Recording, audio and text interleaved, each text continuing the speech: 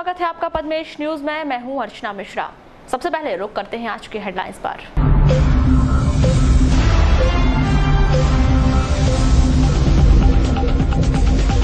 उत्तर प्रदेश के पूर्व मुख्यमंत्री अखिलेश यादव का रविवार को होगा नगर आगमन। समाजवादी पार्टी के राष्ट्रीय अध्यक्ष अखिलेश यादव के आगमन को लेकर पदाधिकारियों के द्वारा जोर शोर से की जा रही तैयारी। पार्टी पदाधिकारियों में उत्साह की लहर। आम सभा के माध्यम से राष्ट्रीय अध्यक्ष करेंगे प्रत्याशियों की घोषणा। बैहर के एक व्यक्ति की संदिग्ध स्थिति में हुई मौत। परिजनों ने चिकित्सकों पर लगाया लापरवाही का आरोप।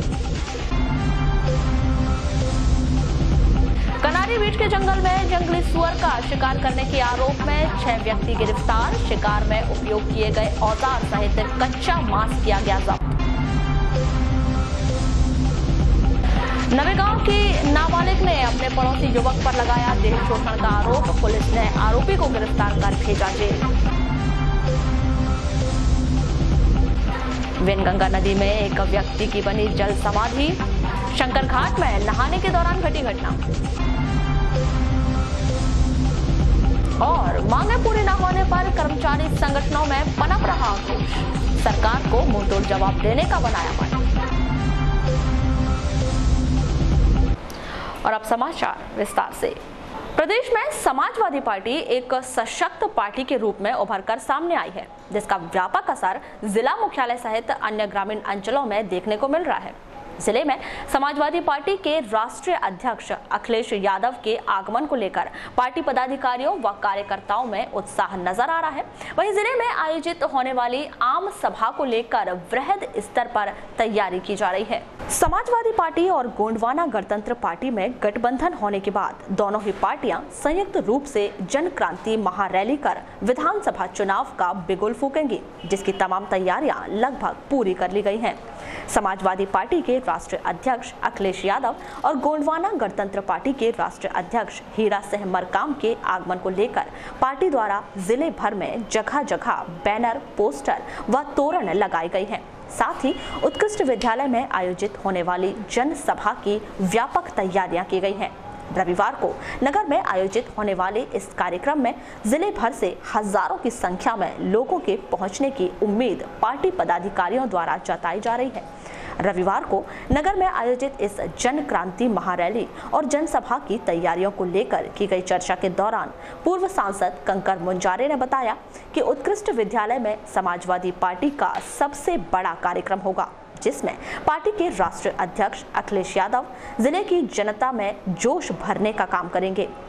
जी सर, बताइए कल जैसे अखिलेश जी बालाघाट आगमन हो रहा है उनका, तो उनकी व्यवस्था को लेकर क्या क्या तैयारियां की गई है? देखिए, उनकी आगमन की तैयारी जो है बहुत जोर शोर से हो रही है और हर तरह से हमने उनकी तैयारी की रखी, मंच से लेके सभा स्थल से लेके, और पूरे शहर में जो है बहुत खुशी है आम जनता में, नागरिकों में, और पूरे गाँव में भी इस बात का बहुत उत्सुकता है अखिलेश जी को सुनने के लिए, उनको देखने के लिए। अभी हम लोग उसी की तैयारी में लगे हुए हैं। कल ऐतिहासिक कार्यक्रम होगा उनका, अभी तक के सारे कार्यक्रम से बड़ा कार्यक्रम उनका होगा। हम आम जनता से ये अपील करते हैं कि अखिलेश जी को सुनने के लिए, उनको समर्थन देने के लिए लाखों की संख्या में लोग यहाँ पहुँचे।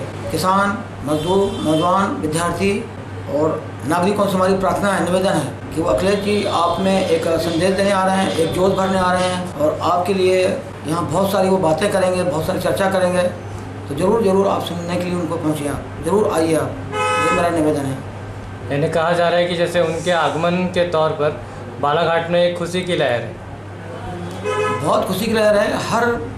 हर तबके में व्यापारी खुश है, किसान खुश है, मजदूर खुश है, नौजवान खुश है, विद्यार्थी बहुत खुश है, महिलाएं बहुत खुश हैं उनको सुनने के लिए, देखने के लिए, मिलने के लिए, स्वागत करने के लिए। एक युवा नेता है, वो एक भारत में सबसे ज़्यादा युवा कोई पार्टी में है तो अखिलेश यादव जी है, उनके अध्यक्ष पद पे बैठे हुए हैं।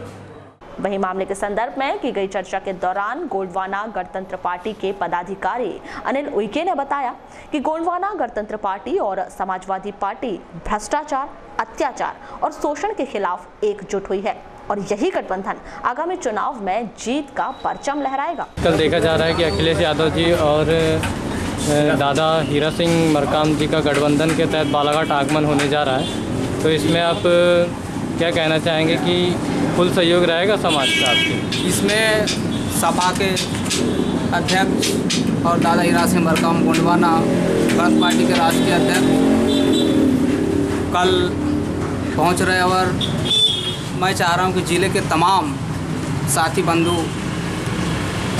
इस कार्यक्रम में पहुंचे और कार्यक्रम को सफल बनाए। मेरी आशा ऐसी है कि मिशन 2018 में सपा और गोंगप्पा की ही सरकार बनेगी और जो मुख्य जो बिंदु हमारे हैं भ्रष्टाचार के खिलाफ, अत्याचार के खिलाफ, शोषण के खिलाफ हम एकजुट हो रहे हैं और एकजुट होकर एकता का परिचय देंगे हम लोग। वहीं उत्कृष्ट विद्यालय मैदान में आयोजित जनसभा की तैयारियों को लेकर की गई चर्चा के दौरान समाजवादी पार्टी जिला अध्यक्ष महेश सहारे ने अपने विचार कुछ इस प्रकार व्यक्त किए। समाजवादी पार्टी के राष्ट्रीय अध्यक्ष माननीय अखिलेश यादव जी, पूर्व मुख्यमंत्री उत्तर प्रदेश, कल बालाघाट जिले के उत्कृष्ट शासकीय उत्कृष्ट विद्यालय मैदान में समाजवादी पार्टी जन क्रांति महारैली होने वाली है और इस महारैली को संबोधित करेंगे माननीय अखिलेश यादव जी और इनकी तैयारी हम पिछले 5 दिनों से कर रहे हैं और पूरे शहर को हमने सजा दिए। पूरा बालाघाट शहर, पूरा बालाघाट का मुख्यालय पूरा समाजवादी हो गया है। आप देख रहे हैं कि पूरी तैयारी पूरे समाजवादी पार्टी के जो सिंबल है, साइकिल, चौक चौराहे में झंडे, फ्लैग्स, साथ में पूरे पार्टी का प्रचार प्रसार जोरों से पूरे ज़िले भर में हो रहे हैं और हजारों की संख्या में समाजवादी पार्टी के कार्यकर्ता पदाधिकारी कल बालाघाट के कार्यक्रम में पहुंचने वाले हैं और माननीय अखिलेश यादव जी के स्वागत करने के लिए बालाघाट की जनता, खासकर युवाओं में एक नया जोश है, क्योंकि उत्तर प्रदेश के पूर्व मुख्यमंत्री युवा रहे और सबसे कम उम्र के मुख्यमंत्री रहे और राष्ट्रीय अध्यक्ष समाजवादी पार्टी के युवा हैं, तो युवाओं में खासा एक अलग देखने को मिल रहा है। कल सभी लोगों से मैं अपील करता हूं, बालाघाट ज़िले के किसान, मजदूर, नौजवान, छात्र छात्राएं, माताओं बहनें, सभी से मैं अपील करता हूं कि ज़्यादा से ज़्यादा संख्या में पहुंचकर माननीय अखिलेश यादव जी को सुने और बालाघाट जिला अस्पताल में एक व्यक्ति की संदिग्ध स्थिति में मौत हो गई। मृतक Nadeem Mohammad ward number 7 compounder टोला बैहर का निवासी था। जानकारी के मुताबिक 27 सितंबर को नदीम की अचानक तबीयत खराब हो गई, जिसे तत्काल बैहर के हॉस्पिटल में भर्ती किया गया, जहां से उसे बैहर से जिला अस्पताल रेफर किया गया, जहां 28 सितंबर की रात्रि नदीम की मौत हो गई। मौत की वजह अब तक स्पष्ट नहीं हो पाई है। मामले की जांच पुलिस द्वारा की जा रही है। वहीं परिजनों ने सीधा आरोप लगाते हुए कहा है कि नदीम की मौत इलाज के अभाव के कारण हुई है। बैहर में नदीम को प्राथमिक उपचार मिल जाता या उसे जल्दी जिला अस्पताल रेफर कर दिया जाता तो उसकी मौत नहीं होती। अजीम मोहम्मद जी कौन थे आपके? ये मेरे बड़े भाई थे, नदीम मोहम्मद। अच्छा, कैसे क्या हुआ था इनको? इनकी तबीयत ख़राब हो गई थी, बीपी लो टाइप का हो गया था, तो इनको हमने एक दिन पहले हॉस्पिटल ले गए, तो उस दिन कुमरे जी ने बोले नहीं हम इनको भर्ती नहीं ले सकते, अभी आप ले जाओगे तो अच्छे हैं, भले चंगे हैं, बोले इनको कुछ नहीं हुआ है। फिर दूसरे दिन जब हम घर में ला लिए उनको, तो घर में बहुत ज़्यादा तबीयत ख़राब हो गई, तो सुबह फिर ले गए। कब? नेक्स्ट डे यानी कल के दिन। हाँ। तो वो नहीं ले रहे थे, बोले हम लोग हड़ताल में नहीं लेंगे करके, तो नीचे से उनको 500 रुपये दिए जब उन्होंने लिए, उसके बाद जाके बेड में छोड़ दिए। उसके बाद उन्होंने ना कोई उपचार किए ना कोई प्राथमिक उपचार दिए। दिन भर उनको बेड में डालने के बाद तड़पने दिए और तड़पते जब हम लोग बार जाते थे उनके पास कि डॉक्टर साहब इलाज कर दो, तो उन्होंने कहा कि हम लोग हड़ताल में हम लोग कुछ नहीं कर सकते। जब वो हड़ताल में थे तो उनको भर्ती लेना ही नहीं था और भर्ती लेने के बाद फिर उन्हें 8:30 बजे रात में आके यहाँ से रेफ़र कर दिया बालाघाट के लिए। और जैसे ही हम लोग यहाँ जिला हमारे पिताश्री और माताश्री हमारे भाई को लेके आई थी यहाँ एडमिट करने के लिए, जैसे ही उन्होंने यहाँ पे लाए और बेड में डाले वैसे ही हमारे भाई की मृत्यु हो चुकी। डॉक्टर ने कुछ लिखे इस पर अपनी जो रेफर स्लिप लिखे हैं उसमें भी कुछ स्पष्टीकरण, जैसे हड़ताल का जो नाम जो ले रहे थे। हाँ, वो हड़ताल का बोल रहे थे कि आज 1 दिवसीय हड़ताल है, वो कुछ सरकार की नीति के खिलाफ जो कुछ ऑनलाइन दवा वितरण कर रही है। सरकारी डॉक्टर तो नहीं थे इसमें? जी, पर उन्होंने बोला कि हम लोग हड़ताल में। हड़ताल में हम लोग समर्थन दे रहे हैं करके उन्होंने कोई उपचार नहीं की, जिस कारण मेरे भाई की मृत्यु। वहीं अस्पताल चौकी के प्रधान आरक्षक हुकुम चंद उइके ने कहा कि मृतक का पोस्टमार्टम करवाकर शव को परिजनों के हवाले कर दिया गया है। सर, एक युवक का पोस्टमार्टम करा गया, कहाँ का युवक है और क्या मामला है? ये Nadeem Mohammad ward number 7 compounder टोला बैयर का है, जिसको रिफर पर बैयर से जिला अस्पताल लाए थे। जिला अस्पताल पहुंचने पर डॉक्टर साहब द्वारा एक तहरीर भेजी गई थी, जिसमें लिखा था कि मृत अवस्था में लाया गया है। क्या कार्रवाई की गई है? डॉक्टर द्वारा तहरीर प्राप्त होने पर 0 का मर्ग कायम करके 100 पंचनामा कार्रवाई कराया गया है और डायरी अग्रिम जाँच कार्रवाई हेतु बैयर थाना भेजी जाती है। सर, परिजनों के बयान लिए गए? परिजन द्वारा मृतक की मृत्यु का कारण स्पष्ट नहीं होना बताएं। आगे क्या कार्रवाई की जाएगी? आगे अग्रिम कार्रवाई थाना बैयर से की जाएगी। वहीं इस मामले में बैहर अस्पताल के चिकित्सक डॉक्टर कुमरे ने क्या कहा, आइए जानते हैं। इस मरीज को लेके आए थे सर, आपने बोल दिया कि हम हड़ताल पे हम उसका ट्रीटमेंट नहीं कर सकते। किसी मरीज से बोला ही उन्होंने बहुत रिक्वेस्ट किया, उसके बाद आपने उनसे 500 रुपये लेके उनको एडमिट किया और नहीं, गलत है, कोई पैसा नहीं दिया। क्या हुआ था उनको, क्या परेशानी थी? Old case of cirrhosis liver और पेप्टिक अल्सर सिंड्रोम था उसका। तो किस कंडीशन में फिर आपने उनको रेफर किया? कंडीशन तो स्टेबल थी, कोई पे ज़्यादा ये नहीं। सर, बालाघाट हॉस्पिटल में सुनने आया उनकी मृत्यु हो चुकी है। उसी पेशेंट की मृत्यु हो गई। ओल्ड केस था वो सिरोसिस ऑफ लीवर, कई बार भर्ती हो चुका है, कई बार। और फिर आपने उनसे 500 रुपये भी लिए सर। नहीं, गलत है, पूरी तरह गलत है, पूरी तरह गलत है। और आपने पेशेंट को छू के तक नहीं दिखा, फिर थोड़ी देर बाद रेफर कर दिया आपने भाई। बगैर जब वहाँ हमने बॉटल लगेगा तो बगैर मेरे परमिशन में कोई लग सकता है क्या? भर्ती रहना भाई, तो फिर छूने वाली बात कैसे आप कह रहे हैं? बगैर जांच के तो किसी को भर्ती करते ही नहीं। वहीं इस मामले में CHMO मनोज पांडे ने कहा कि इस मामले की जांच कर उचित कार्यवाही की जाएगी। नहीं, आपका कहना ठीक है। अपन इस मामले में ऐसा करेंगे कि जो बैहर में वो मरीज भर्ती हुआ था तो उस दौरान उनका क्या जांच हुई, क्या इलाज हुआ, क्या दवाइयाँ उनको दी गई, इस बारे में पूरी जानकारी ले रहे हैं अपन और उस मामले की पूरी जांच कराएंगे। अगर हमको ऐसा लगता है कि किसी आदमी का दोष है, रिफ़र करने में देरी हुई है अथवा ये हुआ है, तो उसके ऊपर हम आवश्यक कार्रवाई करेंगे। सर, परिजनों ने ये भी बताया कि कल डॉक्टरों के द्वारा ये भी कहा गया कि हड़ताल है, हम हड़ताल में समर्थन है, हम लोग कोई इलाज नहीं करेंगे। नहीं, ऐसा कोई हड़ताल में समर्थन नहीं। अगर इस प्रकार का कहा गया है तो हमारे संभवतः मेरे ख्याल से डॉक्टरों द्वारा तो ऐसा नहीं कहा गया होगा, और ऐसा कुछ कहा गया है तो इसकी भी जाँच करवाई जाएगी। बालाघाट जिले के कई वरिष्ठ अधिकारी किसी विशेष पार्टी के विशिष्ट नेता से मिले हुए हैं, जो ईवीएम में गड़बड़ी कर उक्त पार्टी को लाभ पहुंचाने का कार्य करते हैं। यह आरोप समाजवादी पार्टी के मुख्य प्रवक्ता डॉक्टर सुनीलम ने शनिवार को आयोजित एक पत्रकार वार्ता में लगाया।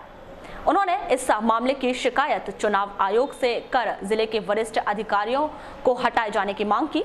होटल मल्लिकार्जुन में आयोजित इस पत्रकार वार्ता को संबोधित करते हुए समाजवादी पार्टी के मुख्य प्रवक्ता डॉक्टर सुनीलम ने जिले की कानून व्यवस्था, किसानों की आत्महत्या, मेडिकल कॉलेज, गन्ना फैक्ट्री व सड़क, बिजली, पानी आदि मुद्दों पर स्थानीय मंत्री और मुख्यमंत्री शिवराज सिंह चौहान की जमकर निंदा की। साथ ही उन्होंने केंद्र सरकार पर शब्दों के प्रहार करते हुए विपक्षी सभी पार्टियों का गठबंधन किए जाने पर जोर दिया।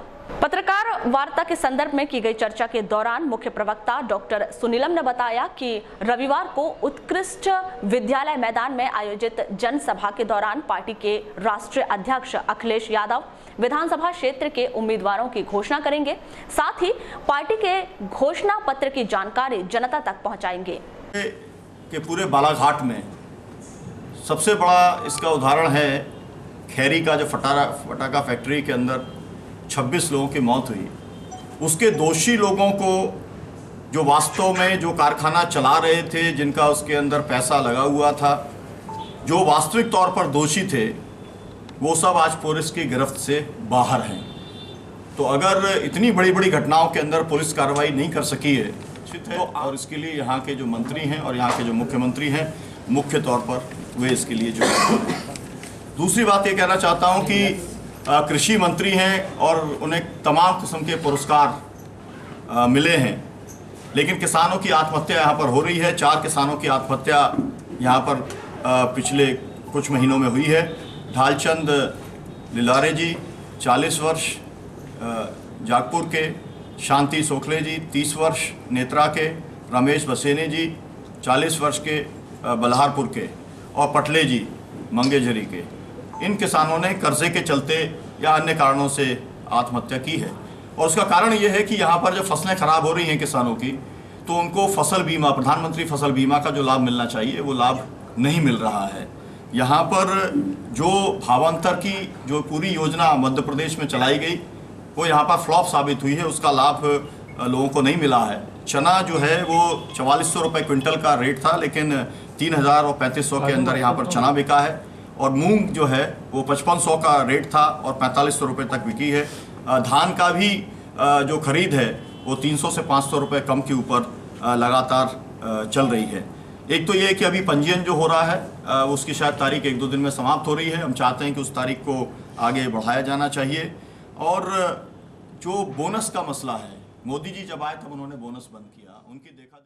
वहीं इस पत्रकार वार्ता के संदर्भ में की गई चर्चा के दौरान पूर्व सांसद कंकर मुंजारी ने अपने विचार कुछ इस प्रकार व्यक्त किए। उन्होंने इस देश की खुशहाली के लिए, आज़ादी के लिए, संपन्नता के लिए और गैर बराबरी को ख़त्म करने के लिए अपनी कुर्बानी दी है, अपना बलिदान दिया है। वो हमारे आदर्श हैं, नौजवानों के आदर्श हैं भारत के। तो उनके जन्मदिन से तो हमने प्रारंभ किया साइकिल यात्रा, साइकिल रैली। ये रैली पूरे अक्टूबर माह तक चलेगी बालाघाट जिले में।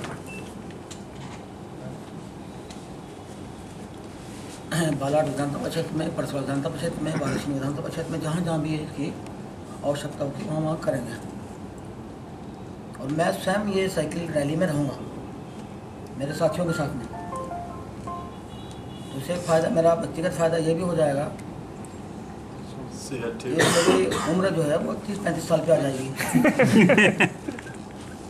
और चुस्त दुरुस्त हो जाऊँगा। जितने भी हमारे साथियों के, हमारी जो अभी नसें हैं, नाड़ियाँ हैं जो सिकुड़ गई थोड़ी, वो सब ठीक ठाक होकर, ब्लड प्रेशर ठीक, शुगर ठीक, हार्ट ठीक, लगवा, और उससे सबसे बच जाएंगे हम लोग। और हम तो आपसे भी बोलते हैं और यहाँ की जनता से भी बोलते हैं, आप लोग भी कम से कम, ज़्यादा नहीं हमारे बराबर, तो आधे घंटे साइकिल चलाइए आप। जो कौन सा समय आपका है वो आप डिसाइड करिए। देखिए बहुत ज़रूरी चीज़ है और इस वक्त में हम इसको अपना एक सेहत के लिए एक अच्छी चीज़ बनाएं।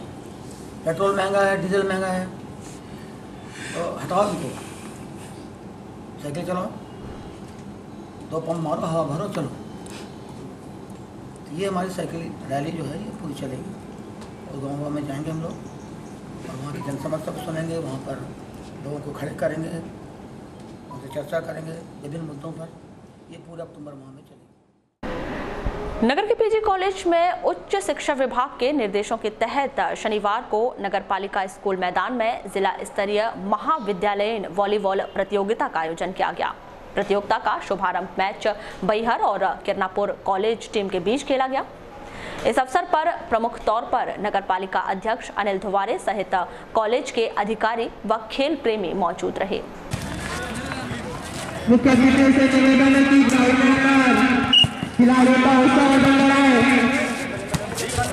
हम अपने मुख्य अतिथियों से अनुरोध करेंगे कि ग्राउंड में हमारे खिलाड़ियों का उत्साह करें।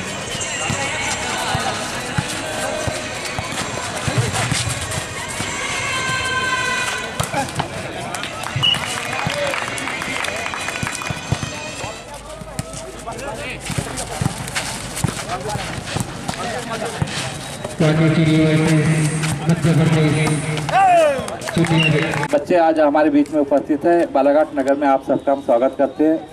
अच्छे से खेल भावना के साथ आप लोग खेलें, क्योंकि सब एक ही परिवार के, एक ही जिले के लोग हैं। बाजू में चल रहा है गिल्ली डंडा, कभी खेले हो क्या नहीं आप लोग ने?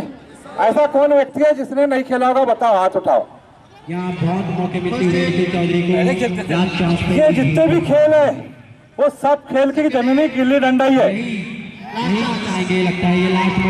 क्रिकेट गिल्ली डंडा, पोलो गिल्ली डंडा, हॉकी गिल्ली डंडा, ये सब खेलों की जननी है।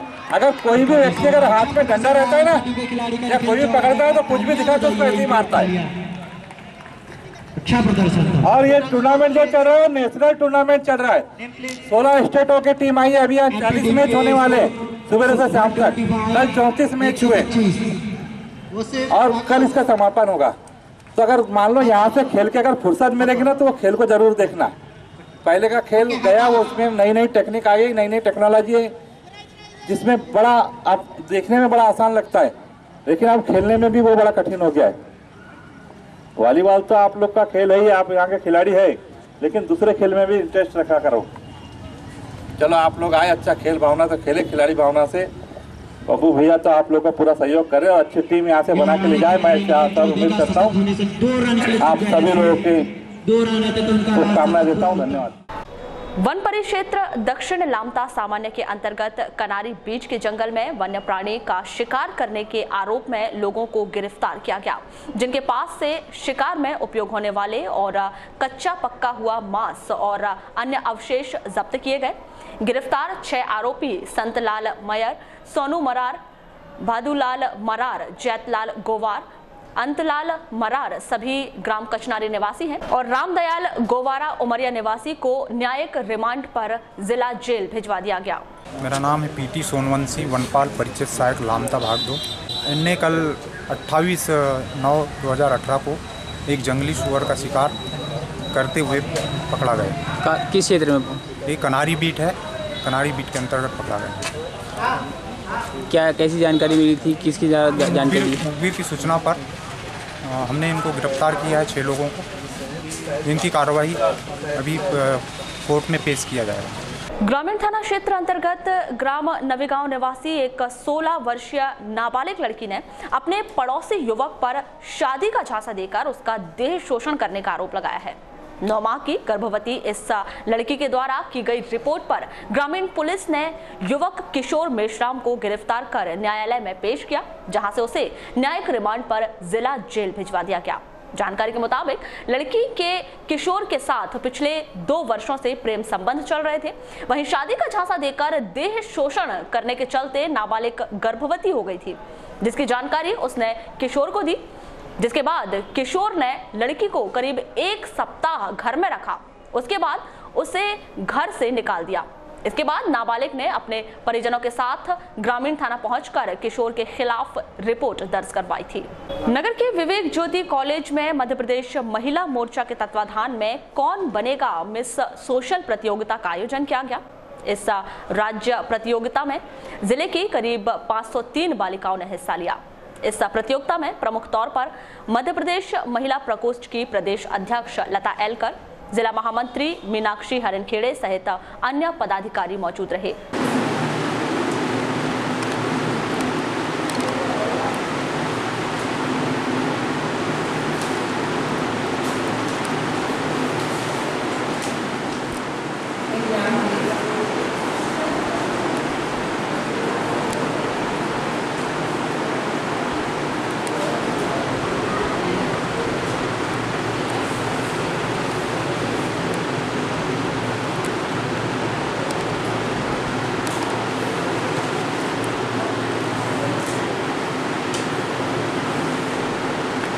इस प्रतियोगिता के संबंध में जानकारी देते हुए महिला मोर्चा की प्रदेश अध्यक्ष श्रीमती एलकर ने बताया कि इस प्रतियोगिता का प्रमुख उद्देश्य नई पीढ़ी के बीच अपनी वार्ता को फैलाना और सोशल मीडिया में सक्रिय लोगों से अपना संपर्क बनाना है।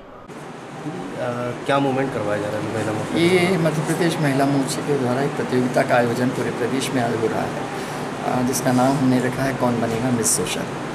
इस प्रतियोगिता को कराने का है कि जो नई जनरेशन है उसके बीच में अपने काम को फैलाना और इसके माध्यम से जो सोशल मीडिया पे ज़्यादा एक्टिव लोग हैं उनमें अपने संपर्क को बढ़ाना मेन उद्देश्य।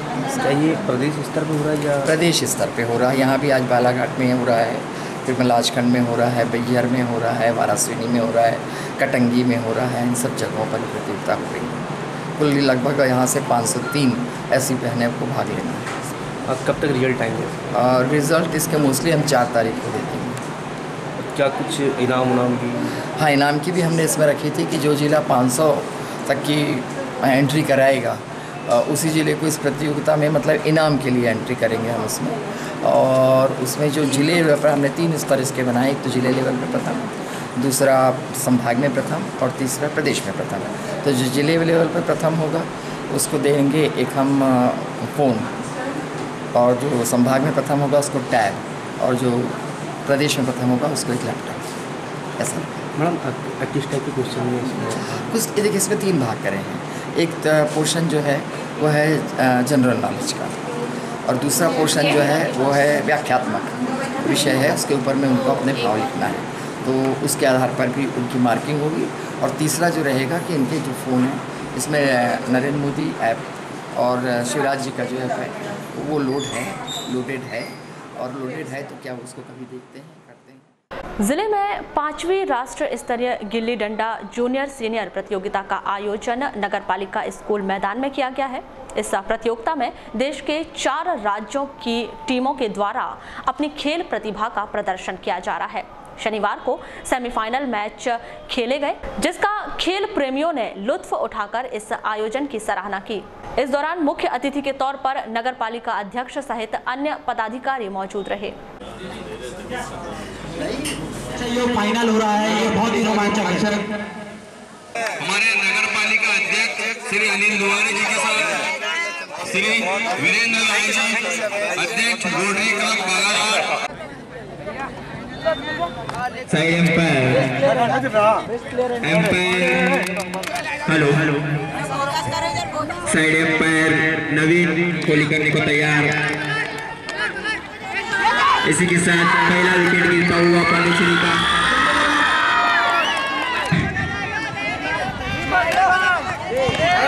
फर्स्ट कोली नॉट काउंट, सेकंड कोली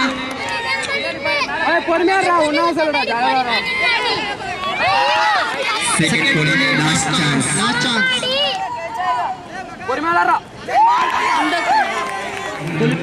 181 181 इसका फिर चांस मिस हो चुका है यहाँ पांडिचेरी के खिलाड़ी का। लास्ट कोली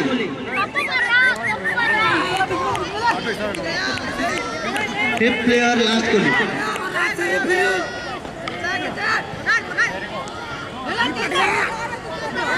ओह नो, कोली प्लेयर आउट। एमपी टीम के खिलाड़ियों का जबरदस्त प्रदर्शन और खिलाड़ी भी बहुत उत्साह से खेल रहे हैं मैच। मैं Prashant Navgire, all India PT डांडू गिल्ली डंडा जनरल सेक्रेटरी पद पे मैं काम कर रहा हूँ। सर, ये डांडू जो प्रतियोगिता है इसमें कितने खिलाड़ी रहते हैं और किस तरीके का गेम है ये देखा जाए तो 2500 साल पुराना ये गिल्ली डंडा गेम है।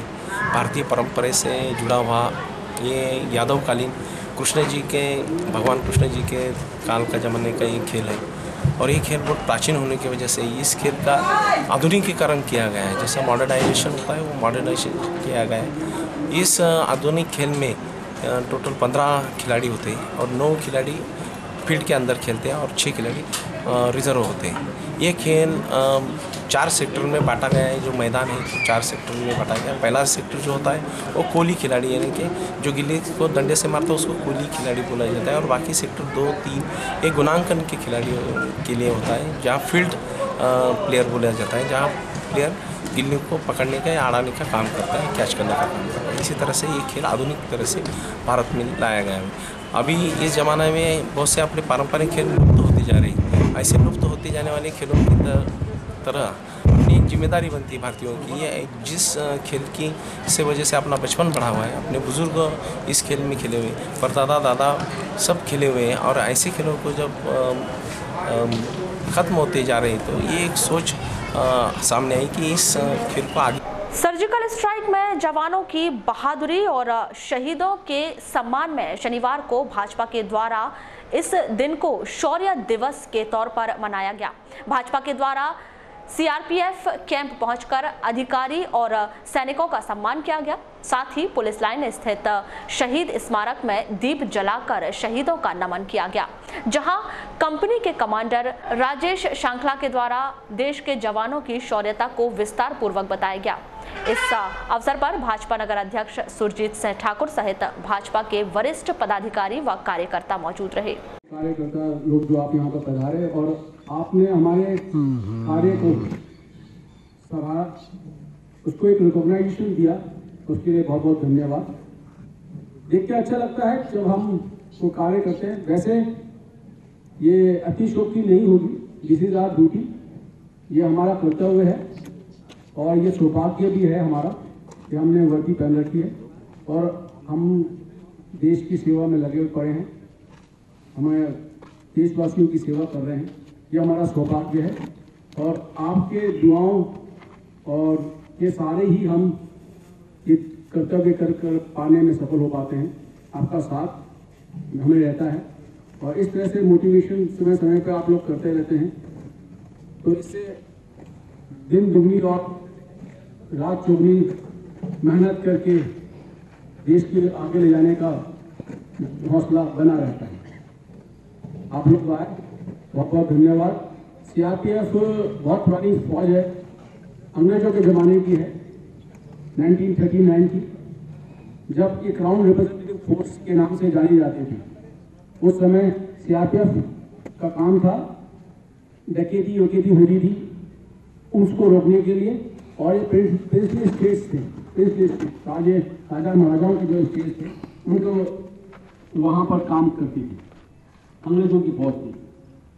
ये दोनों ही सुरक्षा बहुत महत्वपूर्ण होती है और जहाँ तक बात करी जाए आंतरिक सुरक्षा और बाहरी सुरक्षा, दोनों में ही मेरा मानना है कि हमारे जो बालाघाट जिले में कैंप है सीआरपीएफ, आपके जवानों की अहम भूमिका होती है और बड़ी संख्या में देश की आंतरिक सुरक्षा में सीआरपीएफ के जवानों ने अपना बलिदान भी दिया है, उन्हें हम सत नमन करते हैं। इस अवसर पर नगर के पास स्थित वेनगंगा नदी के शंकर घाट में एक व्यक्ति की जल समाधि बन गई। यह घटना शनिवार को शाम को घटित हुई। यह व्यक्ति Adil Khan ward number 10 mutton market निवासी बताया गया है। घटना की सूचना मिलते ही कोतवाली पुलिस मौके पर पहुंची। वहीं होमगार्ड के गोताखोरों के द्वारा व्यक्ति को ढूंढने का प्रयास किया जा रहा है। जानकारी के मुताबिक शनिवार को आदिल खान सहित 4 लोग पार्टी करने वेनगंगा के बड़े पुल के नीचे गए थे। पार्टी करने के बाद वे नहाने शंकर घाट पहुंचे, उस वक्त यह हादसा घटित हो गया। जी बताइए आपका नाम?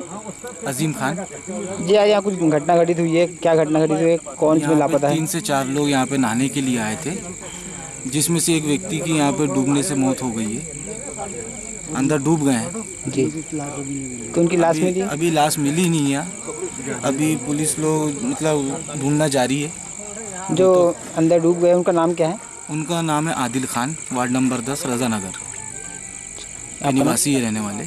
जी बताइए आज यहाँ एक घटना घटित हुई है, कितने लोग आए थे? मुस्लिम समाज के 4-5 लड़के थे जो यहाँ पर आए थे। वो दूसरे हिसाब से उधर बड़े पुल तरफ उन लोग आए थे हुए। अच्छा। और उसके बाद में वहाँ पे उन लोगों ने कुछ छोटी मोटी पार्टी वार्टी किए हैं, आपसी में बैठ के सब एंजॉय किए खाने पीने का। और उसके बाद में फिर वो नहाने के उद्देश्य से यहाँ आए वो, तो 2-3 लोग जो थे वो आगे चले गए। उनके कंपटीशन आपसी में शायद हो रहा था कि हमको कौन आगे पहले जाता है, तो 3 जन जो है वो 3-4 पहले चले गए और वो चौथा जो था वो बाद में कूदा और थोड़ी दूर तक गया और वापस वो आदिल नाम है आदिल खान, हमारे ही मित्र हैं हाजी साहब हाजी शोएब खान, उनके छोटा भाई है वो।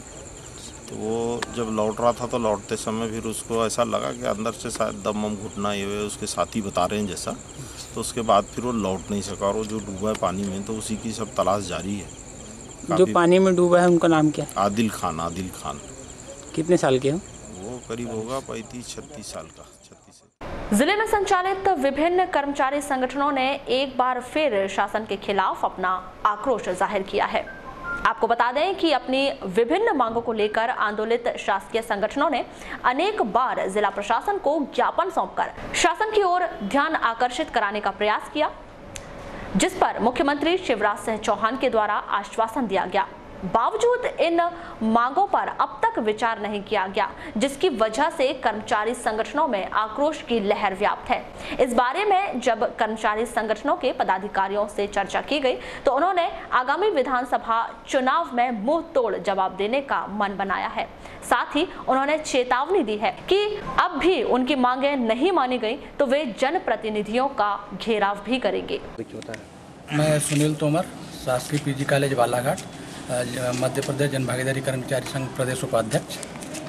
सर, आप लोगों ने ये निर्णय लिया है कि जितने भी भाजपा सरकार का विरोध कर रहे हैं आप, तो चूँकि क्या उच्च शिक्षा महाविद्यालय जनभागीदारी कर्मचारी संघ लगातार अपनी मांगों को लेकर उच्च शिक्षा मंत्री सीएम साहब से हम 2 बार मिल चुके हैं। एक बार माननीय लता एलकर जी, महिला मोर्चा प्रदेश अध्यक्ष, उनके माध्यम से सीएम साहब से मिले। उन्होंने हमको आश्वासन दिया कि मैं तत्काल ही 8-10 दिन में आपके आदेश करवा दूंगा करके। उसके पश्चात भी कुछ नहीं हुआ। फिर उसके बाद हम अनेकों बार उनकी जो यात्रा चल रही है उसमें हर जिले के हमारे पदाधिकारी कर्मचारी उनको जाकर ज्ञापन दे रहे हैं और वो आश्वासन देते जा रहे हैं निरंतर कि हम लोग तुम्हारा बहुत जल्दी कर रहे हैं, लेकिन आज दिनांक तक कुछ नहीं हुआ। हम पवैया जी से भी मिले, उनके बंगले में गए, उनसे भी अनेकों बार चर्चा हुई। उनने भी कहा कि मैंने तुम्हारा काम कर दिया, जल्द शीघ्र ये आदेश हो जाएंगे। अगर इस कैबिनेट में उच्च शिक्षा महाविद्यालय जनभागीदारी कर्मचारी संघ का मुद्दा नहीं आता है तो हम माननीय उच्च शिक्षा मंत्री जयभान सिंह पवैया जी का उनके निवास ग्वालियर में, विधानसभा क्षेत्र ग्वालियर में जाकर पूरे जनभागीदारी कर्मचारी उनके खिलाफ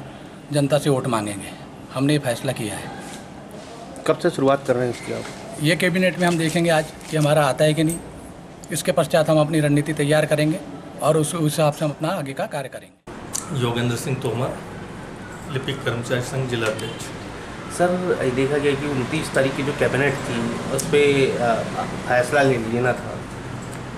जैसा कि 30 अक्टूबर 15 को हमारी महासमिति महापंचायत हुई थी, जिसमें माननीय मुख्यमंत्री जी ने हमें प्रदेश के 40,000 लिपिक कर्मचारियों को आश्वस्त किए थे। एक हाई पावर कमेटी बनी थी माननीय रमेश चंद्र शर्मा जी की अध्यक्षता में। उस महासमिति में वो रिपोर्ट हमारी पास हो चुकी है और शासन को सौंप दी गई है, जिसे हमें लागू करने की बात कर रहे हैं। प्रदेश भर का पूरा लिपिक कर्मचारी जो है, हमारी मुख्य मांगे थी वेतन उन्नयन की बात, जिन्होंने मध्य प्रदेश माननीय मुख्यमंत्री जी ने हर बार अपने चुनावी दौर में और आम सभाओं में बार बार कहा है उन्होंने कि हम शीघ्र लागू करने की बात कर रहे हैं, जो आज तक के लागू नहीं हुई। अब अंत में हमारी जो 2 कैबिनेट की ओर पूरा प्रदेश के लिपिक कर्मचारियों की नज़र है, आज 29 तारीख को और 1 अक्टूबर को माननीय मुख्यमंत्री जी अब हमारे लिपिकों के प्रति कितना आश्वस्त हैं और हमारी मांगों को कब लागू करते हैं, हमें पूरे प्रदेश के लिपिक कर्मचारियों को। अगर नहीं आता फैसला आपके पक्ष में तो क्या किस तरह की रणनीति बनाएंगे आप? हमारा भी कोई अब प्रांतीय निकाय से कोई ऐसा कार्यक्रम नहीं है और जहाँ तक कि 1 तारीख से 10 के बीच में आचार संहिता भी लगने वाली है, हम किसी प्रकार का विरोध शासन की नहीं करेंगे। अब हमें नई शासन जो भी सरकार आएगी हमें उसका इंतज़ार करना होगा। मतलब ये है कि सीधा विरोध में जाएंगे आप सरकार के? जी, अब हम 1 अक्टूबर का इंतज़ार होगा हमें।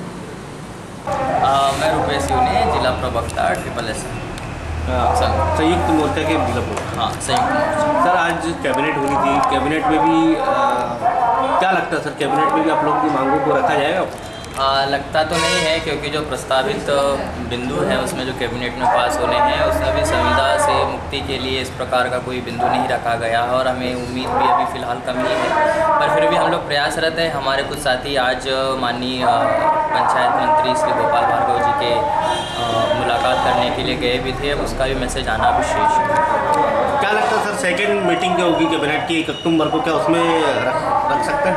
अब आज की कैबिनेट बैठक का हम लोग निर्णय देख लें कि आज शाम तक के क्या निर्णय आता है। इसके बाद अभी एक कैबिनेट बैठक और होनी है, उसके लिए भी हम प्रयासरत है कि एक बार और हम लोग संबंधित जो माननीय मुख्यमंत्री जी है, माननीय पंचायत मंत्री जी हैं, उनसे अपनी जो भी जायज़ मांग है उसको पूरा करने के लिए या हमारा जो भी नीति अभी फ़िलहाल में बना हुआ था उसमें संशोधन करने के लिए एक प्रयास और कर रहे हैं, ताकि हम लोग के साथ जो गलत हो रहा है वो चीज़ में सुधार हो।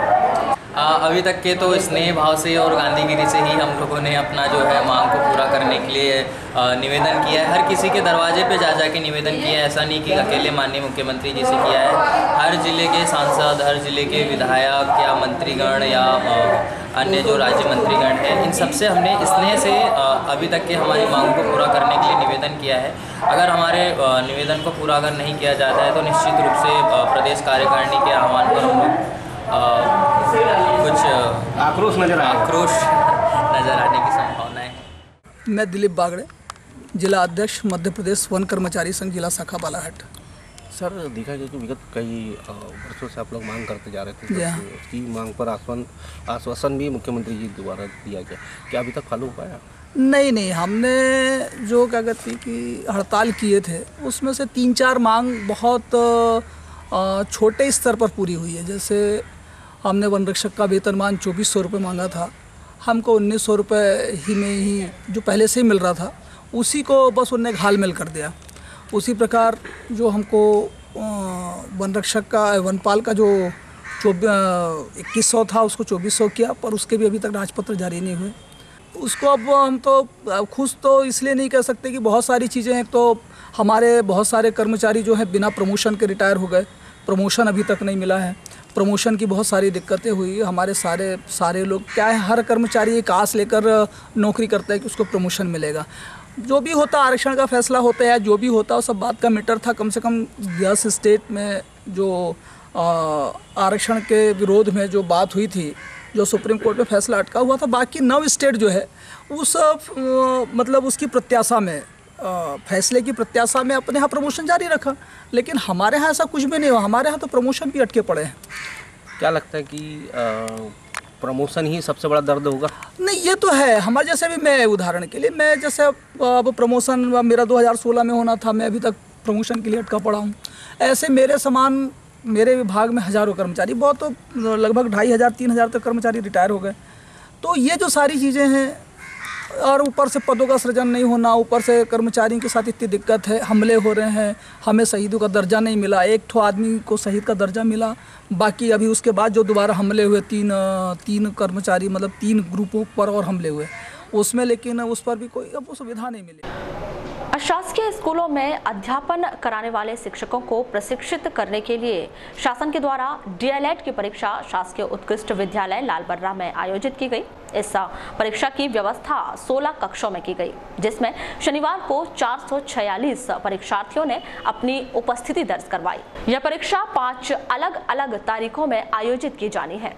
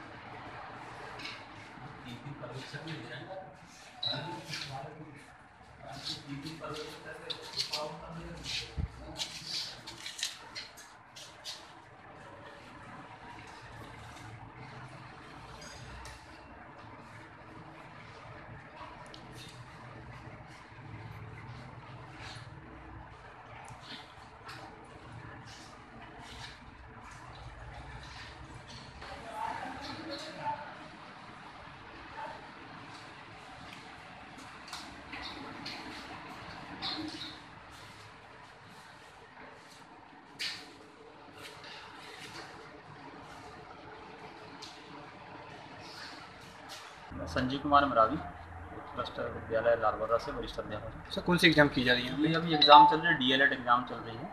सर, कब से प्रारंभ हुई एग्जाम? 25 तारीख से प्रारंभ हुई है और आज 29 तारीख आखिरी पेपर है इसका।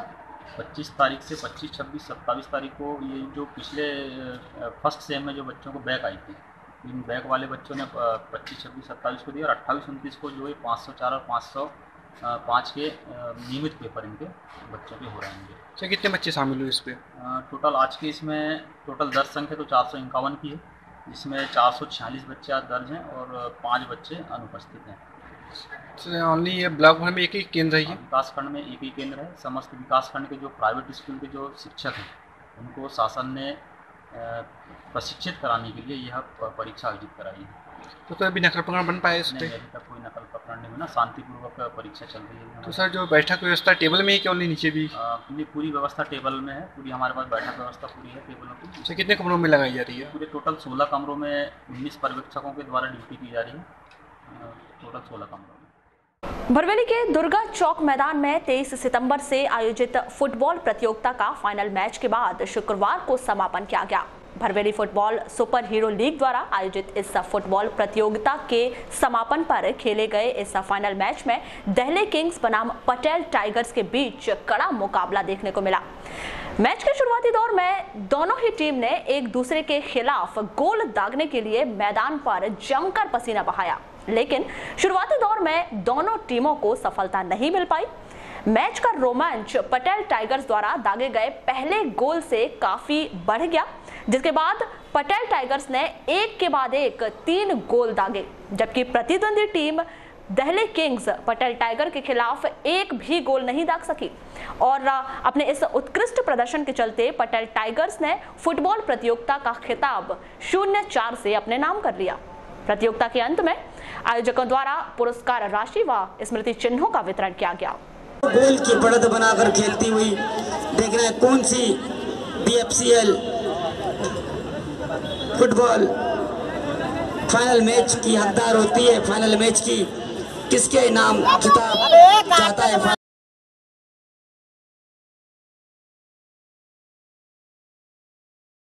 इस फाइनल मैच की।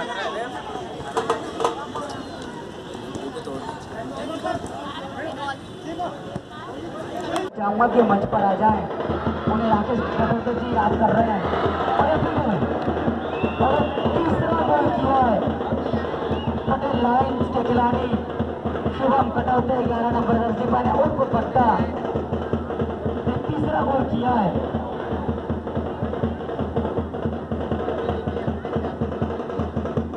और अब तो आगे इन्होंने भी टीम को खरीदा था, सभी खिलाड़ियों को भी खरीदा था उन्होंने, मगर वो भी उनकी टीम पहुंच नहीं पाई फाइनल तक के। कमेटी उन्हें भी तहे दिल से धन्यवाद देती कि उन्होंने टीम को खरीदा, अपनी टीम को उतारा। महाराजा को भी हम तहे दिल से धन्यवाद देते हैं कि उन्होंने भी सभी खिलाड़ियों को खरीदा, अपनी टीम को उतारा। अच्छे डिफेंस की भूमिका निभाते हुए फिर से पट्टा शुभम के पास गेंद, चीकू के पास गेंद।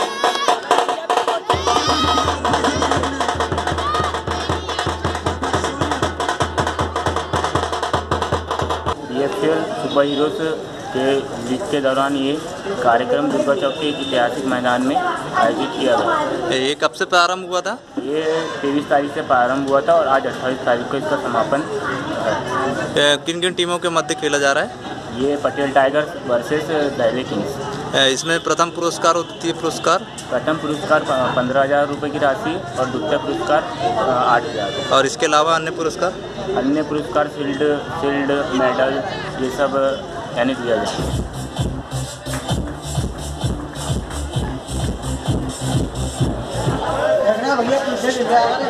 हम चाहेंगे सोनू बैनर्जी को आने वाले BFCL में और भी अच्छी टीम को उतारें, अच्छे प्लेयर को खरीदें और विजेता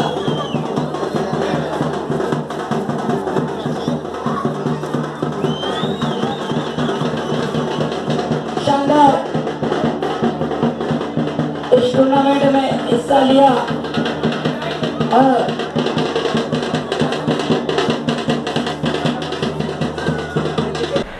वारासिवनी के कपड़ा व्यवसायी अभिषेक सोराना की दुकान मानक चंद मंगल चंद सोराना में बीती रात शॉर्ट सर्किट की वजह से आग लग गई।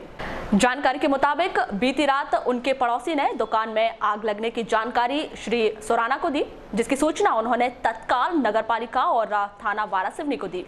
वहीं सूचना मिलते ही मौके पर फायर ब्रिगेड पहुंच गए, जिनके द्वारा काफी मशक्कत के बाद आग पर काबू पाया गया।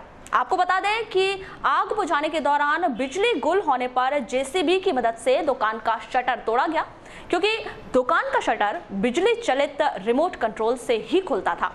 श्री सोराना की माने तो इस आगजनी में उन्हें लाखों का नुकसान हुआ है। बहुत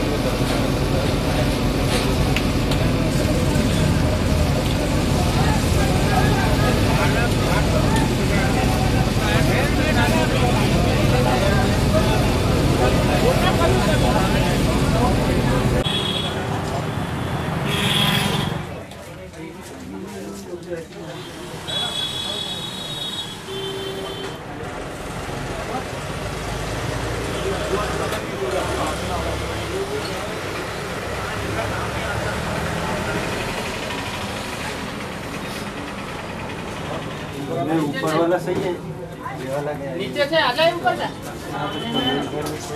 ना सामने में से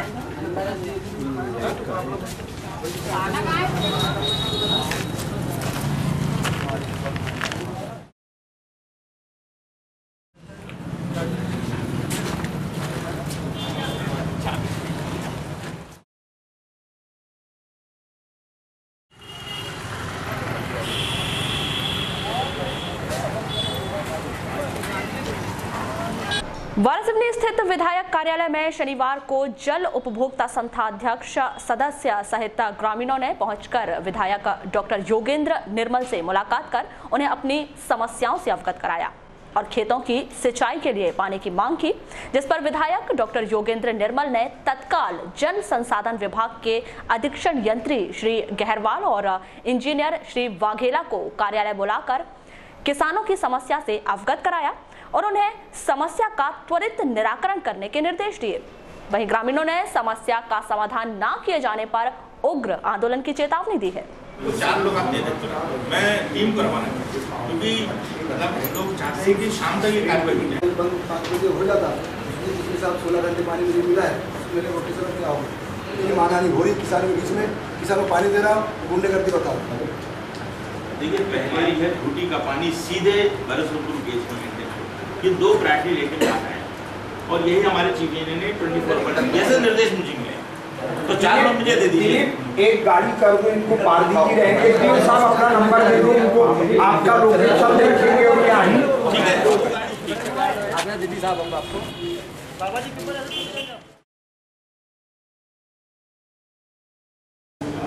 और क्या है, कुछ समस्याएं ज़रूर आ जाती हैं जिससे पानी रुक जाता है। कल एक लाश आ गई, फिर दूसरे दिन फिर एक कोई नहर में गिर के मर गया, उसके कारण कई बार दिक्कतें खड़ी होती है, पानी बंद कर देना पड़ता है, फिर पानी को चालू करते हैं कि वो पानी वापस 12 घंटे से 14 घंटे उसको रोटेशन के लिए आ जाता है। तो ऐसा बहुत सा व्यवधान खड़ा है, उसी पर आज अभी हमने हमारे एसी साहब गहरवार साहब को यहाँ किसानों के बीच में बुलाया, हमारे ई साहब वाघेला भी थे, उनके सामने हमारा सारा स्टाफ था सिंचाई विभाग का, उसके सामने चर्चा की और उनने आश्वस्त किया है कि हम 24 घंटे के अंदर नहर को लाइन अप कर देंगे, पानी की व्यवस्था बराबर बना देंगे। वैसे जैसा क्षेत्र में दौरा भी करते हैं तो किसानों की समस्या सामने आ रही है। अब बहुत समस्या ऐसी नहीं है, क्योंकि बीच में एक बार पानी आ गया, हल्की धानें करीब करीब पक गई।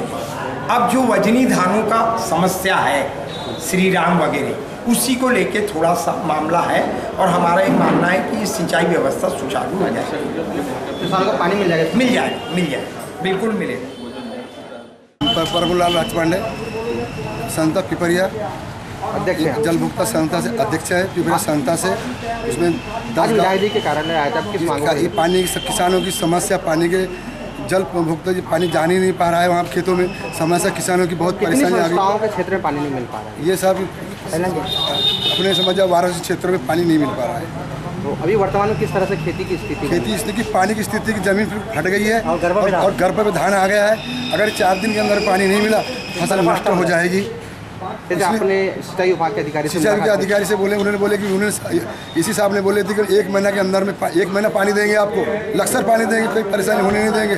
3 दिन पानी नहीं मिला हमको और 3 दिन के पानी मिलने के बाद हमारे मड़ाई साहब ने आके हमारे अध्यक्ष लोगों की मीटिंग लेके रोटेशन बांधा गया, जिसमें 10-10 दिन के रोटेशन बांधे गए। उस रोटेशन में हमको सिर्फ 16 घंटे पानी मिला है। उसके बाद पानी मिला नहीं तो रोटेशन को तोड़ा जाए और हमारे इनकी माइनर पे वाइपर पे 6 फीट का गेज दिया जाए, तभी दोनों तरफ बराबर कर सिंचाई। दोनों पार्टी को पानी की जरूरत पड़ी है, 6 का गेज अपने को चाहिए सर, 6 फीट का मेन की वाइपर पे चाहिए। अगर समय में पानी नहीं मिले तो किस तरह से परेशानी क्या, सब हड़ताल पे बैठेंगे सर, हड़ताल पे बैठेंगे, कोई अटैक होगा, कोई जान हत्या होगी। मैं एसएस गहरवार सुपर इंजीनियर हूँ जल संसाधन विभाग में। सर क्षेत्रीय किसान बहुत परेशान थे कि नहरों से सिंचाई के लिए पानी नहीं मिल पा रहा है, क्या समाधान निकला भी कैसे पहुँचे? इसका समाधान ये है कि ये 100 वर्ष पुरानी सिस्टम है और पहले यहाँ हल्के धान की खेती होती थी। धीरे धीरे जैसे जैसे पानी की व्यवस्था होती गई, किसानों ने भारी धान खेती लगाना शुरू किया। अब देखा गया है कि बरसात 15 अक्टूबर तक चलती है, लेकिन कुछ वर्षों में ऐसा पाया गया कि बरसात जो है सितंबर में खत्म हो जाती है। तो आखिरी समय जो भारी धान को 1-2 पानी की आवश्यकता होती है, यह पानी हमारे नदी में पानी के न होने से हमें दूसरे जिलों के पानी पर निर्भर करना पड़ता है। जैसे हमें ऊपर भीमगढ़ बांध है, उसके बाद ऊपर पेंच बांध है। तो अभी हमने कोशिश ये की कि इनकी फसलों को बचाने के लिए हमने वहाँ से 1000 क्यूसेक्स पानी का डिस्चार्ज छोड़ा हुआ है, जो हमको धूटी में मिलते ही हम नीचे बारासिवनी के जहाँ पर सूखा जैसी स्थिति में धान आ रहे हैं उनको हम पानी दे सकें और उनके फसलों को बचाया जा सके। ये हमारा प्रयास है। सर आज नहर में देखा कि कम से 2 फीट पानी कम होगा चुका है। पानी कम होने का कारण है कि जो फ्लो बना रहता था बरसात में नेचुरल नदी में, वो बिल्कुल खत्म हो गया है। अब जो भी पानी आ रहा है वो हमें दूसरे बांधों से जो ऊपर बने हुए हैं, संजय सरोवर बांध से, वहीं से मिल रहा है, पेज से मिल रहा है। बाकी नदी का फ्लो खत्म हो गया है, इसलिए हम बांधों में संग्रहित पानी पर ही निर्भर हैं। तो किसान सर आपके पास आए तो गुहार लगाने के भी सिंचाई के लिए पानी तो मिल जाए, तो क्या हमने ऊपर मुख्यमंत्री से बात की है, वो आज कटेंगे, उन्होंने बैठक ली हमारी, उसमें यही किया है कि पानी ऊपर से छुड़वा दिया गया है और पानी की ज़रूरत पड़ेगी तो हम और पानी छोड़ेंगे। और साथ ही साथ जहाँ जहाँ सिंचाई हो चुकी है उन सिंचाई वाले एरिया को हम नहरों को कंट्रोल करेंगे, उनको कम करके हम नीचे पानी आने का प्रयास करा रहे हैं, जिससे कि नीचे पानी टेल तक पहुँच जाए। ये हमारा प्रयास है। सर कब तक पहुँच जाएगा टेल में पानी? देखिए 24 घंटे का समय हमको दिया गया है, 24 घंटे हमको पानी धूटी तक आ जाएगा। उसके पश्चात जैसे धूटी में गेज हमारा मेंटेन होगा, हम बरबर उसमें गेट मेंटेन कर लेंगे और बरबर उससे फिर हम पूरा पानी वाराणसी को कवर करेंगे। वाराणसी स्थित साइन लॉन में शनिवार को वृहताकार सेवा सहकारी समिति की आम सभा का आयोजन किया गया, जिसमें वार्षिक आय व्यय का लेखा जोखा प्रस्तुत किया गया। इस आम सभा में सांसद प्रतिनिधि शैलेंद्र सेठी, समिति अध्यक्ष रविंद्र रूसिया सहित अन्य पदाधिकारी व कर्मचारी मौजूद रहे। जो लोन मिल रहा है, इससे आज किसानों की आर्थिक स्थिति सुदृढ़ हुई है। किसानों का वहाँ शेयर लगा होता है, उसकी और उसी के माध्यम से किसानों की हित की योजना करती है और सुनने पर बहुत अच्छा कार्य कर रही है। सहकारी समितियाँ सरकार की योजनाओं का भी लाभ मिल रहा है किसानों को और मध्य प्रदेश सरकार भी, केंद्र सरकार भी सभी किसानों के हित में सहकारी सोसाइटियों के माध्यम से लगी हुई है। हमें अब खेती किसानी के अपने उपयोग के लिए, धन के लिए साहूकारों के पास नहीं जाना होता, 0% ब्याज पर हर राज्य में उपलब्ध हो जाती है। पहले भीड़ लगती थी दुकानों पे, छापे। दिवस 30 सितंबर के पहले आम सभा करना जरूरी होता है। इस वजह से आम सभा हो रही है हमारी। आय व्यय का ब्यौरा मतलब 1/4 से लेकर 31/3 के बीच में जो लेन देन होता है, आय व्यय होता है, लाभ हानि होता है, उसका सारा ब्यौरा सदस्यों के सामने रखा जाता है। पिछले साल मतलब जब हम सारी सोसाइटी को संभाले थे तब करीब टोटल संचित हानि 45 लाख रुपए की थी, जो घट के अभी 5-6 लाख रुपए बची है। तो हमने 40 लाख रुपए करीब 5 साल में सोसाइटी को आमदनी प्राप्त कराई है। लाभ में चल रही सोसाइटी। अभी संचित हानि होती है एक तो वो पुरानी संचित हानि 45 लाख की थी, वो मात्र 6 लाख बची है। अगर इस साल हम मान लो 6 लाख और कमा लेते हमारा घाटा बराबर हो जाएगा, तो कोई हमारे ऊपर हानि नहीं रहेगी। अरे जिस समय आपने सत्ता साबित की है उस समय ने नुकसान में चल रही थी। हाँ, 45 लाख रुपए घाटे में थी टोटल। तो हम उसको मैनेज करते ही चल रहे हैं। और क्या सुविधाएं दी जा रही किसानों को? किसानों को सब सुविधाएं वहाँ पर लोन दिया जाता है, खाद बीज दिया जाता है। अभी तो 10% पैसा वापस मिल रहा है उनको वस्तु के ऊपर, खाद बीज का। मैं गगन बिसेन, ग्राम तोमाड़ी का। किसानों की समस्या, किसानों का ये रहता है, सहकारी समिति अपनी जो है वारासुनी व्रताकार सेवा सहकारी समिति, इसमें हर साल कार्यक्रम होता है। इसमें किसानों की अपनी समस्याएं क्या है पूछते हैं, और यहाँ पे आय बजट कितना हुआ है, सोसाइटी घाटे पे है या नफ़े पे है, इसका कार्यक्रम है यहाँ पे। तो क्या सुझाव दिए गए और क्या बताया गया वहाँ पे? यहाँ पे सबसे बड़ी बात थी कि कृषि बीमा का जो मुद्दा था वही बोला गया है आज कि किसानों को कृषक बीमा कितना प्रीमियम कटता है, क्या रेशियो है उसका, किस आधार पे कितना पैसा मिलता है, इस बारे में पूछा गया था। और इस बार सोसाइटी को कितना बीमा मिला, कितने कृषकों ने कितने कृषकों का बीमा हुआ था और कितना रुपया किसानों को मिला गया। और मूलभूत समस्याएं भी रखी गई थी आपके द्वारा? मूलभूत समस्याएं हैं आज की स्थिति में जो समस्याएं थी, सबसे बड़ी समस्या है कि हर साल किसानों की इस सत्र में फसल जो पैदा होती है उसका समर्थन मूल्य डिक्लेयर किया जाता है। तो केंद्र ने 200 रुपये तो बोनस दे दिया है, जिसमें 1750 रुपये हो गया है। लेकिन जिस तरीके से 2014 में नरेंद्र मोदी की सरकार बनी थी, उसके पहले जो सरकार 100 रुपये बोनस देती थी, लेकिन 14 में सरकार बनते से शिवराज सिंह सरकार के द्वारा बोनस का वितरण नहीं किया गया था और चुनाव के पहले प्रोत्साहन राशि के रूप में 200 रुपये दिया गया। आज चुनाव है, किसान पूछना चाहता है सरकार से कि 200 रुपये का बोनस मिलेगा या नहीं मिलेगा। राज्य शासन का जो बोनस है वो किसानों को मिलेगा कि नहीं मिलेगा, ये जानना चाहता है किसान यहाँ पे आज। वारासिवनी के तहसील कार्यालय में कांग्रेस पदाधिकारियों के साथ किसानों ने पानी की मांग को लेकर तहसीलदार को ज्ञापन सौंपा। पूर्व विधायक प्रदीप जायसवाल के नेतृत्व में किसानों ने प्रशासन को चेतावनी दी है कि यदि उनकी मांग पूरी नहीं होती तो वे चक्काजाम करेंगे। देना होगा। किसानों की मांग पूरी करो, पूरी करो। अभी तो आई है, किसानों की मांग पूरी करो, किसानों की मांग पूरी करो। बहुत सारे इसके पहले के वातावरण खराब है और एक पानी पहुँचाना बहुत ही आवश्यक है। 24 घंटे के अंदर 24 घंटे का अल्टीमेटम दिए हैं किसानों ने, अगर ये नहीं हुआ तो चक्का जाम होगा। माननीय तहसीलदार जी, इसी से बात नहीं हो पा रही है, व्यवस्था बनाना। प्रदीप जायसवाल जी के नेतृत्व में आज जिला पंचायत सदस्य, हमारे मंडी के पूर्व अध्यक्ष, हमारे तमाम सरपंचगण, जनपद सदस्य, सभी वहाँ के प्रतिष्ठित, ये तो सिर्फ नेता हैं अभी, इसके लिए अपन एडवांस प्रयास करने जी पानी की सरफ आ सकता है। हाँ बोले, ये पानी के कारण जाओगे फसल खराब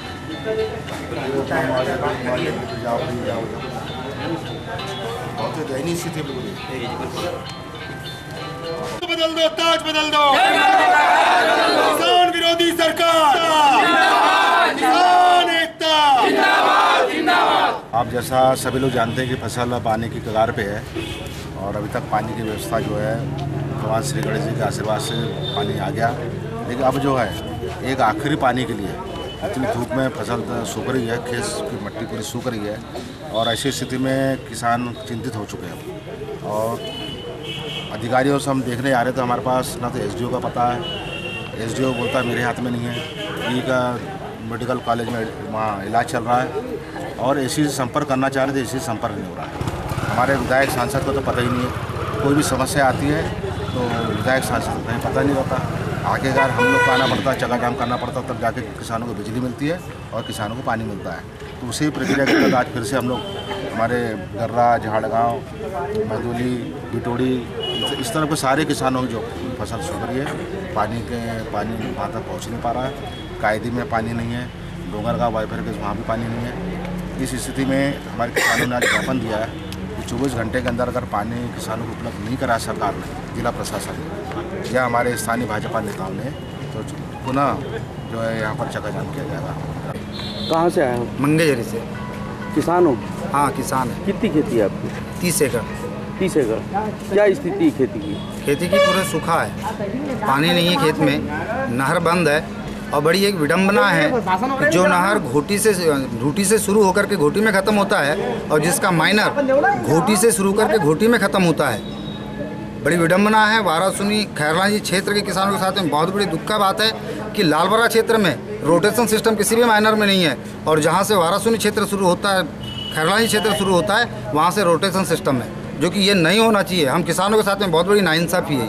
ये रोटेशन सिस्टम इसलिए बनाया गया है कि हम लोगों को ये बोला जाता है कि नीचे जो किसान भाई है उन लोगों को पानी नहीं मिलता, इसलिए ऊपर में रोटेशन सिस्टम को लागू किया गया है। लेकिन अगर मैं वारासुनी क्षेत्र में रोटेशन सिस्टम है तो ये रोटेशन सिस्टम नीचे में पानी पहुंचाने के लिए ऊपर में क्यों नहीं है? ये रोटेशन सिस्टम ऊपर में भी होना था और लागू करना चाहिए, और नहीं तो किसी भी रोटेशन सिस्टम को लागू नहीं करना चाहिए। वारासिवनी अंतर्गत ग्राम पंचायत मेंढकी व डोंगरमाली स्थित शासकीय स्कूल में गुरु पूजन, खेल सामग्री सहित वृक्षारोपण कार्यक्रम का आयोजन किया गया। यह कार्यक्रम भाजपा नेता संजय मसानी के प्रमुख आतिथ्य में किया गया।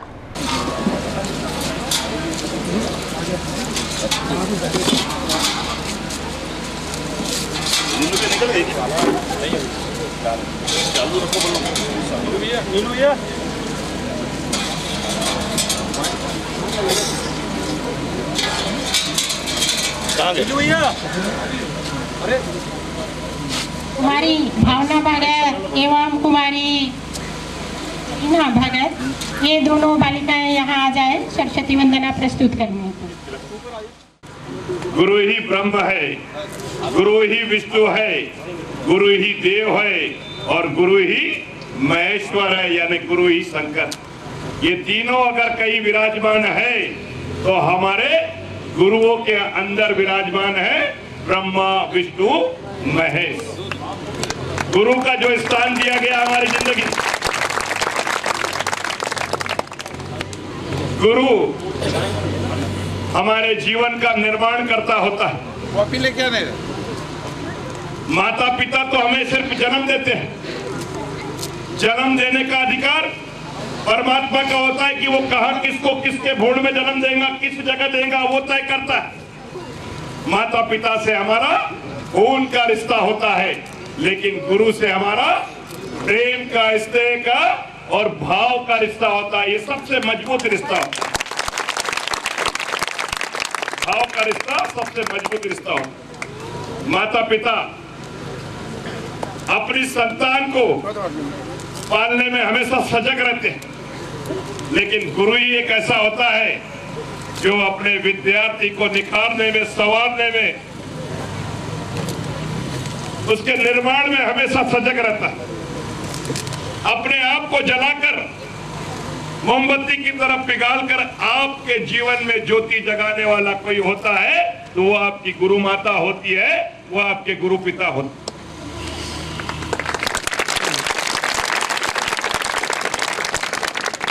माता पिता तो आपको दिए और बाती की तरह इनको प्रस्तुत कर देते हैं, लेकिन उस पर रोशनी का संचार, उस दिए को जलाने वाला कोई होता है तो वो आपके गुरु लोग होते हैं।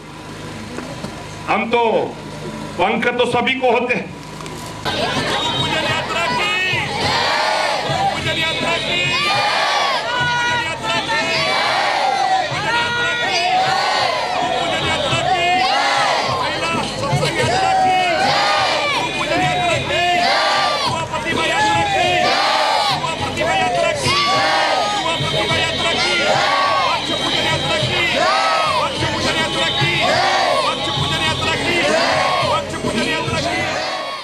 बुलेटिन के अंत में एक बार फिर नजर डालते हैं आज की हेडलाइंस पर।